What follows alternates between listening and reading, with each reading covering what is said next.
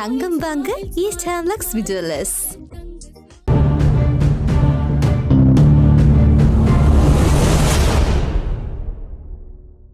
வணக்கம் மற்றும் ஒரு உண்மைகள் நிகழ்ச்சியினூடாக இணைந்திருக்கின்றோம். கடந்த சில நாட்களுக்கு முன்பர் அல்லது கடந்த காலங்களில் பெங்கல் புயலினுடைய தாக்கம் எவ்வாறு செல்வாக்கு செலுத்தியிருந்தது வடக்கு கிழக்கில், அதனால் ஏற்பட்ட உயிர் சேதங்கள், பொருட்சேதங்கள் என்பது ஏராளமாக இருக்கின்றது. அவற்றுக்கான நிவாரணங்களே இன்னும் வழங்கி முடிக்கவில்லை. அவர்கள் அதிலிருந்து மீண்டு வராத நிலையில் மீண்டும் ஒரு தாளமுகம் மையம் கொண்டிருக்கின்றது. அது தன்னுடைய நகர்வுகளை காட்டியிருப்பதை நாம் அவதானிக்கக்கூடியதாக இருக்கிறது. தென்கிழக்கு வங்காள விரிகுடா கடற்பரப்புகளுக்கு மேலாக விருத்தியடைந்த குறைந்த அழுத்த பிரதேசம் தொடர்ந்தும் காணப்படுவதுடன் அது அடுத்த 24 மணித்தியாலங்கள்ல மேற்கு வடமேற்கு திசையில் இலங்கையின் வடக்கு கரையாண்டியதாக தமிழ்நாடு கரையை நோக்கி நகரக்கூடிய சாத்தியம் காணப்படுகிறது. வடக்கு, வடமத்திய, கிழக்கு மற்றும் மேல் மாகாணங்களில் அவ்வப்போது மழை பெய்யும் என எதிர்பார்க்கப்பட்டிருந்தது. அந்த நிலையில் வடக்கு மாகாணத்தில் மழையினை நாம் அவதானிக்கக்கூடியதாக இருக்கிறது. வடக்கு மாகாணத்தின் சில இடங்களில் 100 மில்லிமீட்டருக்கும் அதிகமான பலத்த மழை வீழ்ச்சி எதிர்பார்க்கப்படுகிறது. நாட்டின் ஏனைய பிரதேசங்களின் பல இடங்களில் மாலையில் அல்லது இரவில் மழையோ அல்லது இடியுடன் கூடிய மழை பெய்யக்கூடிய சாத்தியம் காணப்படுகிறது. மத்திய, சப்ரகமுக, தென், ஊவா, மேல் மற்றும் வடமேல் மாகாணங்களில் காலை வேளையில் பனிமூட்டமான மழை காணப்படும் என எதிர்பார்க்கப்பட்டிருக்கிறது. இடியுடன் கூடிய மழை பெய்யும் வேளைகளில் அந்த பிரதேசங்களில் தற்காலிகமாக பலத்த காற்று வீசக்கூடும். மின்னல் தாக்கங்களினால் ஏற்படக்கூடிய பாதிப்புகளை குறைத்துக் கொள்ள தேவையான முன்னெச்சரிக்கை நடவடிக்கைகளை எடுத்துக்கொள்ளுமாறு பொதுமக்கள் அறிவுறுத்தப்பட்டிருக்கிறார்கள். அடுத்த 24 மணித்தியாலத்துக்கான நாட்டை சூழவுள்ள கடற்பரப்பிற்கான வானிலை முன்னறிவிப்பு இன்றைய தினம் அதிகாலை 5:30க்கு வெளியிடப்பட்டிருக்கிறது. தென்கிழக்கு வங்காள விரிகுடா கடற்பரப்புகளுக்கு மேலாக விருத்தியடைந்த குறைந்த அழுத்த பிரதேசம் தொடர்ந்தும் காணப்படுவதுடன் அடுத்த 24 மணித்தியாலங்களில் மேற்கு வடமேற்கு திசையில் இலங்கையின் வடக்கு கரையை அண்டியதாக தமிழ்நாடு கரையை நோக்கி நகரக்கூடிய சாத்தியம் காணப்படுகிறது. கடலில் பயணம் செய்வோரும் மீனவ சமூகத்தினரும் புத்தத்திலிருந்து மன்னார் மற்றும் காங்கேசன்துறை ஊடாக முல்லைத்தீவு வரையான ஆழங்கூடிய மற்றும் ஆழங்குறைந்த கடற்பரப்புகளில் இன்றைய தினம் நடவடிக்கைகளில் மீன் தொழில்களில் கடலுக்கு செல்வதை தவிர்த்து கொள்ளுமாறு அறிவுறுத்தப்பட்டிருக்கிறது. திருகோணமலையில இருந்து காங்கேசன்துறை மற்றும் மன்னாரூடாக புத்தளம் வரையான கடற்பரப்புகளில் அவ்வப்போது மழை பெய்யும் என சொல்லப்பட்டிருக்கிறது. நாட்டை சூழவுள்ள ஏனைய கடற்பரப்புகளில் பல இடங்களில் மழையோ அல்லது இடியுடன் கூடிய மழையோ பெய்யக்கூடிய சாத்தியம் காணப்படுகிறது. திருகோணமலையில இருந்து காங்கேசன்துறை மற்றும் கொழும்பு ஊடாக காலிவரியான பரப்புகளில் கடற்பரப்புகளில் காற்றானது வடகிழக்கு முதல் வட மேற்கு வரையான திசைகளில் இருந்து வீசக்கூடும்.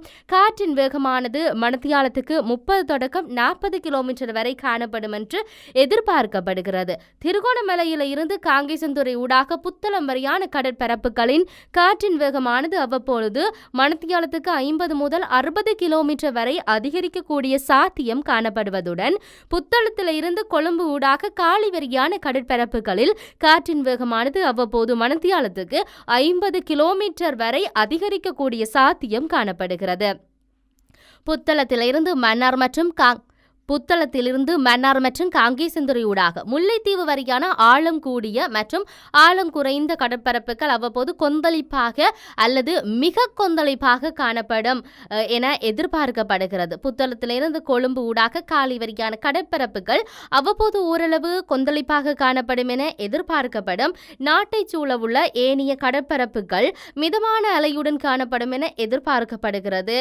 இடியுடன் கூடிய மழை பெய்யும் நேரங்களில் கடற்பகுதிகளில் அவ்வப்போது பலத்த காற்று வீசுவதுடன் அந்த கடற்பிரதேசங்கள் மிகவும் கொந்தளிப்பாக காணப்படும் என்று சொல்லப்படுகிறது.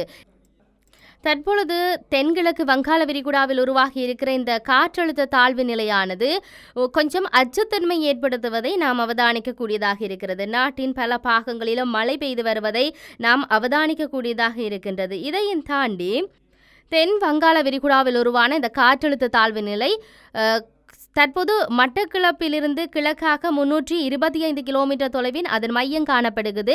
இது வடமேற்கு திசை நோக்கி நகர்ந்து மன்னார் வளைகுடாவுக்கு செல்லும் என எதிர்பார்க்கப்படுகிறது. இது நகர்வு பாதை மாற்றத்துக்கு உட்படும் என்றும் சொல்லப்பட்டிருக்குது. இதன் உள்வலயத்தின் தென்னரைய பகுதி வடக்கு மாகாணத்தினூடாக கரையை கடக்கும் என எதிர்பார்க்கப்படுவதால இன்றைய தினம் தொடக்கம் எதிர்வரும் 14ஆம் தேதி வரை நாம் அனைவரும் கொஞ்சம் எச்சரிக்கையாக இருக்க வேண்டும் என்று சொல்லி அறிவுறுத்தல் வழங்கப்பட்டிருக்கிறது. நாம் எச்சரிக்கையாக இருந்து பாதிப்புகள் இல்லை என்றால் நாம் இழக்கப் போவது எதுவும் இல்லை. ஆனால் அசட்டை தடவாக இருந்து பாதிப்புகள் இருந்தால் அதனை இலகுவாக நிவர்த்திக்க முடியாத ஒரு நிலை இருக்கிறது. நாம் அச்சங்கொள்ள தேவையில்லை. ஆனால் அலட்சியமாக இருக்கக்கூடாது, சற்று அவதானமாக இருக்க வேண்டும் என்பதை நாம் இந்த இடத்தில் ஞாபகப்படுத்தக்கூடியதாக இருந்தாலும் இது மழைக்காலம் என்பதில் மாற்று கருத்து இல்லை. ஆனால் இன்று வரை வடக்கு மாகாணத்தின் ஆண்டு சராசரியாக 1240 மில்லிமீட்டரினை விட 705 மில்லிமீட்டர் அதிகமாக கிடைத்திருக்குது.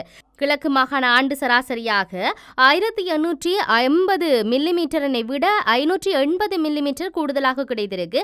இதனால் இனி 24 மணித்தியாலத்தில் 100 மில்லிமீட்டருக்கும் மேல் மழை கிடைக்க சந்தர்ப்பங்கள் அது யாழ்ப்பாண நகரம், கிளிநொச்சி நகரம், மன்னார் தீவு போன்ற தாழ்நில பகுதிகளில் வெள்ள அனர்த்தத்தினை உருவாக்கும். பொதுவாக விளக்கீட்டு காலப்பகுதியில் நிச்சயமாக மழை கிடைக்கும் என்பது இந்துக்களின் நம்பிக்கை. இம்முறையும் அந்த நம்பிக்கை உண்மையாகும். இதன் காரணமாக இன்று வடக்கு மற்றும் கிழக்கு மாகாணங்களின் பல பகுதிகளுக்கும் தொடங்கியுள்ள மழை எதிர்வருகின்ற 14ஆம் தேதி வரை தொடர வாய்ப்பு இருக்கின்றது. வடக்கு மற்றும் கிழக்கு மாகாணங்களுக்கு பரவலாக கனமழை கிடைக்க வாய்ப்பு இருக்குது. எனினும் ஒரு சில இடங்களில் மிக கனமழை கிடைக்க வாய்ப்பு இருக்குது. குறிப்பாக யாழ்ப்பாணம், கிளிநொச்சி, முல்லைத்தீவு, மன்னார், திருகோணமலை பகுதிகளுக்கு கனமழை கிடைக்க வாய்ப்பு இருக்குது. வடக்கு கிழக்கு யாழ்ப்பாணம், கிளிநொச்சி, முல்லைத்தீவு, திருகோணமலை, மட்டக்களப்பு, அம்பாறை, வடமேற்கு மன்னார், புத்தளம், தென்கிழக்கு ஹம்பாந்தோட்டை கடற்பகுதிகள் கொந்தளிப்பான நிலையில காணப்படும் என்பதனால மீனவர்கள் எக்காரணம் கொண்டும் மறு அறிவித்தல் வரும் வரை கடலுக்கு செல்ல வேண்டாம் என்று அறிவுறுத்தப்பட்டிருக்கிறது. இன்று இரவு முதல் திருகோணமலை, மட்டக்களப்பு, முல்லைத்தீவு, யாழ்ப்பாணம், மன்னார் போன்ற மாவட்டங்களின் கரையோர பகுதிகளில் காற்றின் வேகம் மணிக்கு 50 கிலோமீட்டரை விட அதிகமாக இருக்கக்கூடும். ஆகவே தற்போது நன்கமைந்த அதாவது தாளமுக பகுதியானது தற்போது முல்லைத்தீவின் கிழக்காக 225 கிலோமீட்டர் தூரத்திலும், கோடியக்கரை முனையில இருந்து தென்கிழக்காக 375 கிலோமீட்டர் தூரத்திலும் தற்போது காணப்படுகிறது.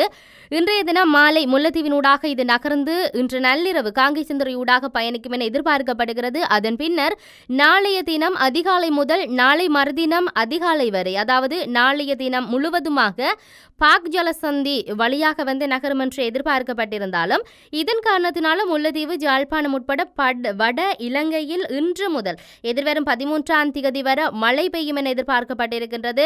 14ஆம் தேதி வரை நாம் அவதானமாக இருக்க வேண்டும் என்று சொல்லி வளிமண்டலவியல் திணைக்களத்தினாலே எச்சரிக்கைகள் வழங்கப்பட்டிருக்கிறது. மிகவும் அவதானமாகவும் எச்சரிக்கையாகவும் இருப்போமான இருந்தால் இந்த சேதங்களில் இருந்து எம்மை நாம் பாதுகாத்துக் கொள்ளக்கூடியதாக இருக்கும் என்பதை இந்த இடத்தில் நாம் அறிவுறுத்திக் கொள்ளக்கூடியதாக இருக்கின்றது. இந்நிலையில் தான் யாழ்ப்பாண பல்கலைக்கழக புவியியல் துறை சிரேஷ்ட விரிவுரையாளர் நாகமுத்து பிரதீபராஜா தென்கிழக்கு வங்காள விரிகுடாவில் உருவாகி இருக்கிற இந்த காற்றழுத்த தாழ்வு நிலையினுடைய தற்போதைய நிலை சார்ந்து கருத்து தெரிவித்திருந்தார்.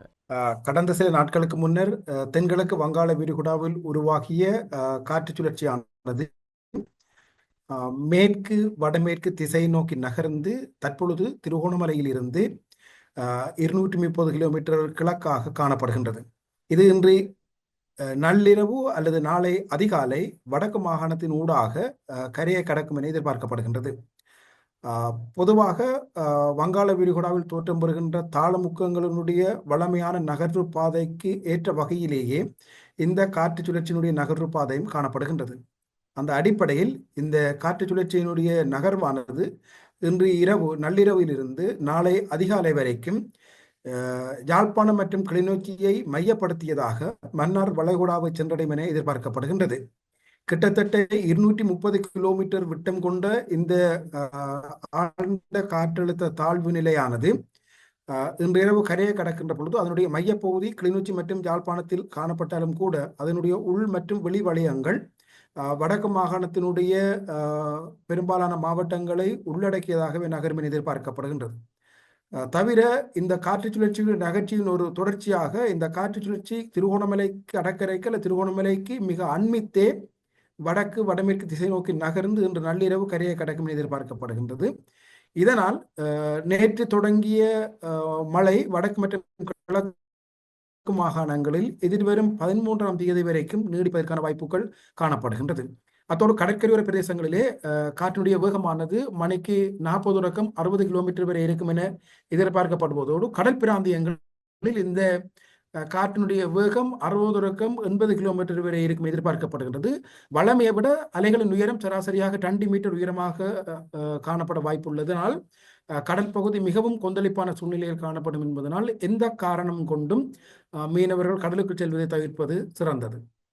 தொடர்ச்சியாக நேற்று தொடங்கிய மழை இன்னும் 2 நாட்களுக்கு இடையிடையே தொடர்ச்சியாக கிடைப்பதற்கான வாய்ப்பு இருப்பதனால் வெள்ள நிலைமைகள் தொடர்பில், அதாவது தாழ்நில பகுதிகளில் வெள்ள நிலைமைகள் தொடர்பில் மக்கள் அவதானமாக இருப்பது அவசியமாகும். தொடர்ச்சியாக இந்த காற்று சுழற்சியினுடைய நகர்வு அல்லது கரையை கடக்கின்ற நிலைமை இன்று இரவு இருக்கும் என்பதனால் அது கரையை கடக்கின்ற பகுதிகளுக்கு அண்மித்த பகுதிகளில் நிலப்பகுதிகளிலும் காற்றினுடைய வேகம் மணிக்கு 40 தொடக்கம் 50 கிலோமீட்டருக்கு இடைப்பட்டதாக இருக்கும் என எதிர்பார்க்கப்படுகின்றது. இதற்கு வடக்காக மீண்டும் ஒரு காற்று சுழற்சி உருவாகுவதற்கான வாய்ப்புகள் காணப்படுகின்றது. இந்த எதிர்வரும் 14ஆம் தேதி உருவாகக்கூடிய காற்று சுழற்சியை பொறுத்தவரைக்கு அது ஒரு சிறிய அளவிலான புயலாக வலுப்பெறுவதற்குரிய கடல் நிலைமைகள் காணப்படுவதனால் அது தொடர்ச்சியாக அவதானிக்கப்பட்டு சில நாட்களின் பின்னரே உறுதிப்படுத்த முடியும். எவ்வாறாயினும் தற்பொழுது கிடைத்து வருகின்ற மழை எதிர்வரும் 13ஆம் தேதி வரை தொடர்கின்ற அதே சமயம் மீண்டும் 15ஆம் தேதியிலிருந்து 19ஆம் தேதி வரைக்கும் வடக்கு மற்றும் கிழக்கு மாகாணத்தின் பல பகுதிகள் உட்பட இலங்கையினுடைய பெரும்பாலான பகுதிகள் மீண்டும் ஒரு சுழற்சிக்கான மழையை பெறுவதற்கான வாய்ப்புகளை கொண்டிருக்கின்றது. தொடர்ச்சியாக காலநிலை சார்ந்த எச்சரிக்கைகளை வானிலை ஆய்வு மையம் வழங்கி வந்து கொண்டிருக்கின்றது. ஆகவே நாம் பெங்கல் புயலினால் பல்வேறுபட்ட இடர்களையும் பல்வேறுபட்ட அசௌகரியங்கள் பல்வேறுபட்ட இழப்புகளை சந்தித்திருக்கின்றோம். ஆகவே இவ்வாறான இந்த காற்றழுத்த தாழ்வு நிலையிலிருந்து எப்படியாவது நம்மை நாம் பாதுகாத்துக் கொள்ள வேண்டிய தேவை இருக்கிறது. எச்சரிக்கையோடு நாம் இருக்க வேண்டும். நாம் அனைவரும் சற்று எச்சரிக்கையாக இருப்பது மிக முக்கியமானது. எச்சரிக்கையாக இருந்து பாதிப்புகள் இல்லை என்றால் நாம் இழக்கப் போவது எதுவுமே இல்லை. ஆனால் அசட்டைத்தனமாக இருந்து பாதிப்புகள் இருந்தால் அதனை இலகுவாக நிர்வகித்துக்க முடியாது என்கின்ற ஒரு விடயத்தை இங்கு நாம் பதிவு செய்து கொண்டு மற்றொரு உண்மை நிகழ்ச்சியில் சந்திப்போம். வணக்கம்.